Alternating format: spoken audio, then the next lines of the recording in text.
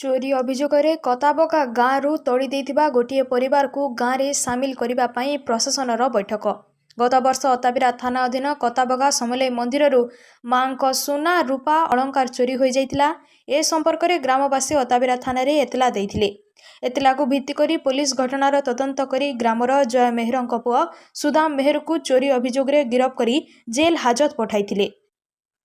ଅନ୍ୟପଟେ ଗ୍ରାମବାସୀ ଉତ୍ତେଜିତ ହୋଇ ଜୟ ମେହେରଙ୍କ ପରିବାର ବର୍ଗକୁ ଗାଁରୁ ତଡ଼ି ଦେଇଥିଲେ।